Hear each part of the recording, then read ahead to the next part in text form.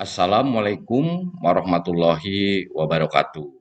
Baik siswa-siswi kelas 9 dimanapun kalian berada, semoga dalam keadaan sehat dan tetap semangat.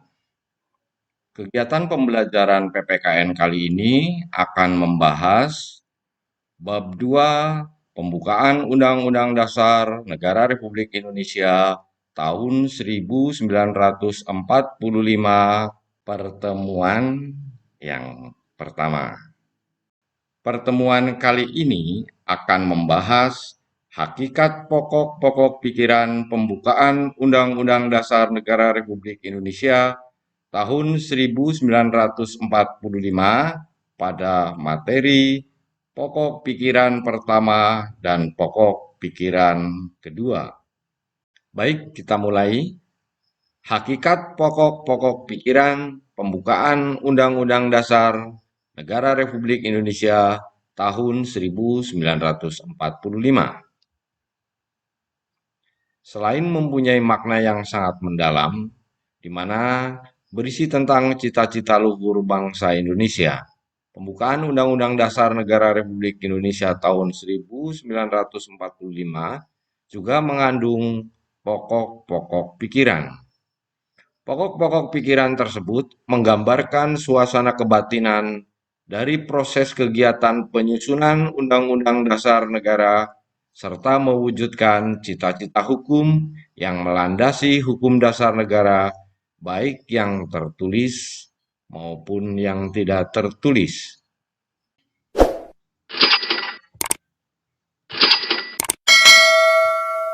Pokok pikiran pertama.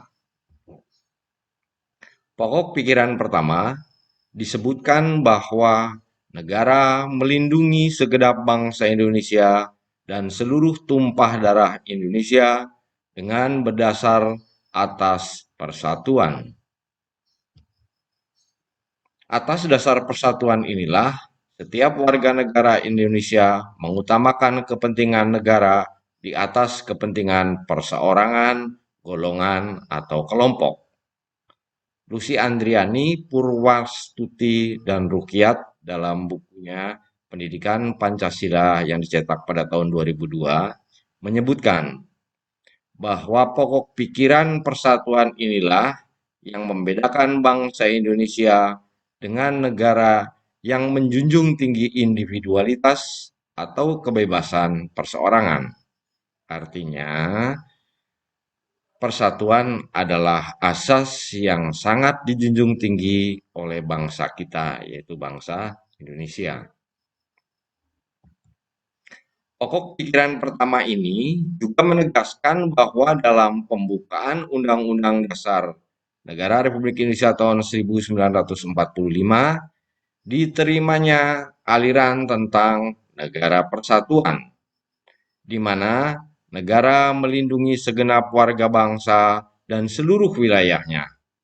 Dan dapat diartikan pula bahwa negara akan berusaha untuk mengatasi segala macam golongan dan paham individualistik.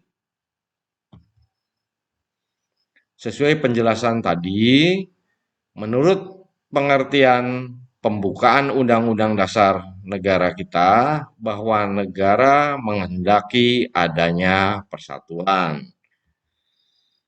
Kemudian, dapat dikatakan atau kata lain, penyelenggara negara atau pelaksana pemerintahan dan setiap warga negara di Indonesia wajib mengutamakan kepentingan negara di atas kepentingan golongan atau kepentingan individu.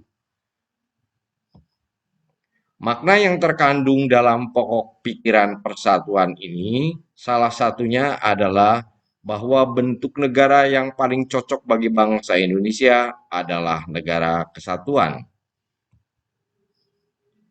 Pertanyaannya akan timbul begini, mengapa para pendiri negara mengamanatkan bahwa bentuk negara yang paling cocok bagi bangsa Indonesia adalah negara kesatuan? Jawabannya adalah bahwa kondisi bangsa Indonesia sangat beragam, di mana terdiri dari berbagai suku bangsa yang di dalamnya memiliki perbedaan budaya dan bahasa, serta terdiri dari beberapa agama dan kepercayaan. Kemudian kondisi status sosialnya pun sangat beragam. Untuk mempersatukan kondisi seperti itu, maka bentuk negara yang paling tepat adalah negara kesatuan. Hal ini juga sesuai dengan ideologi negara kita, yaitu Pancasila dan semboyan Bhinneka Tunggal Ika, yang artinya berbeda-beda tapi tetap satu jua. Pokok pikiran kedua. Pada pokok pikiran kedua berbunyi bahwa negara ingin mewujudkan keadilan sosial bagi seluruh rakyat Indonesia. Hal ini selaras dengan sila kelima Pancasila, keadilan sosial. Di sini artinya kemakmuran yang merata bagi warga negara Indonesia. Adil secara sosial juga berarti kesejahteraan hidup yang dinamis dan meningkat. Selain itu, setiap warga negara juga memiliki hak untuk bekerja dan berkontribusi sesuai dengan bidang dan kemampuannya masing-masing.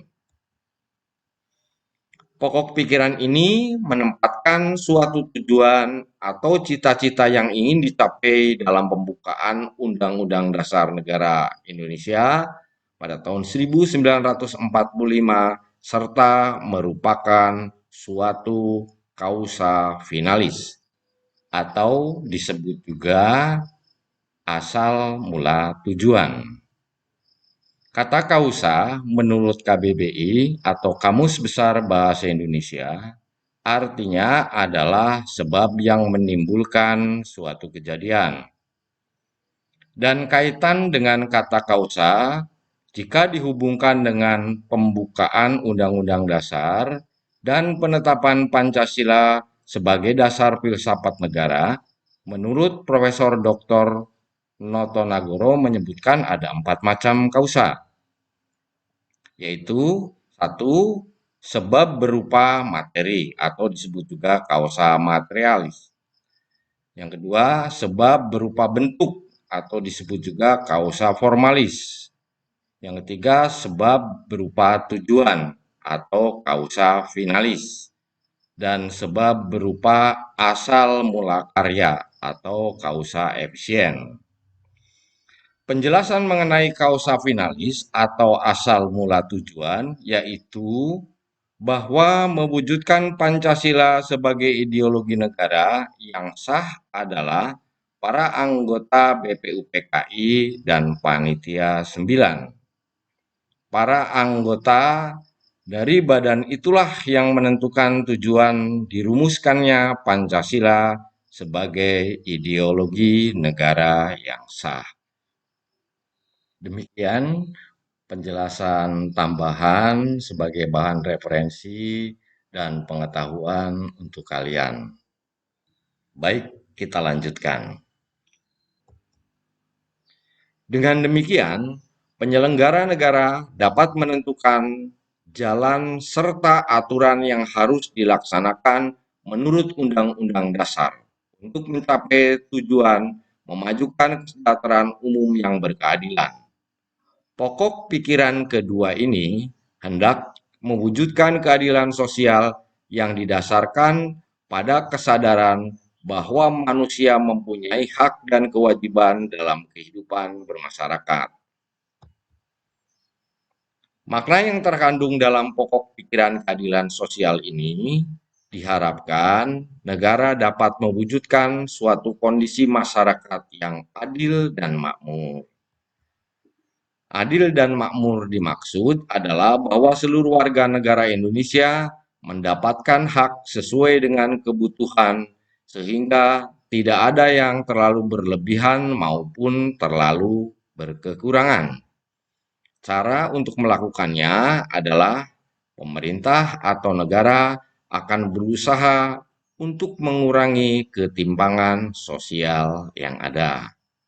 Demikian penjelasan materi pada pertemuan kali ini selesai. Baik, kita simpulkan. Kesimpulan yang pertama, pada pokok pikiran pertama disebutkan bahwa negara melindungi segenap bangsa Indonesia dan seluruh tumpah darah Indonesia dengan berdasar atas persatuan. Pokok pikiran ini selaras dengan sila ketiga Pancasila. 2. Makna yang terkandung dalam pokok pikiran persatuan ini salah satunya adalah bahwa bentuk negara yang cocok bagi bangsa Indonesia adalah negara kesatuan. 3. Pokok pikiran kedua berbunyi bahwa negara ingin mewujudkan keadilan sosial bagi seluruh rakyat Indonesia. Pokok pikiran ini selaras dengan sila kelima Pancasila. Keempat, atau yang terakhir, makna yang terkandung dalam pokok pikiran keadilan sosial ini diharapkan negara dapat mewujudkan suatu kondisi masyarakat yang adil dan makmur. Demikian kesimpulan pertemuan kali ini. Setelah menyimak penjelasan tadi sebagai bahan latihan serta mengukur tingkat pemahaman pada materi pertemuan kali ini, maka saya persilahkan kalian untuk mengerjakan tugas di bawah ini. Selanjutnya, dikumpulkan kepada Bapak Ibu Guru sesuai dengan kesepakatan di sekolah. Soal yang pertama, jelaskan makna yang terkandung dalam pokok pikiran pertama pembukaan Undang-Undang Dasar Negara kita. 2. Mengapa para pendiri negara mengamanatkan bahwa bentuk negara kesatuan adalah yang paling cocok bagi bangsa Indonesia? Yang ketiga, jelaskan makna yang terkandung dalam pokok pikiran kedua pembukaan Undang-Undang Dasar Negara kita. Dan yang terakhir, jelaskan terkait kata kausa finalis jika dihubungkan dengan isi pembukaan Undang-Undang Dasar Negara kita dan Pancasila.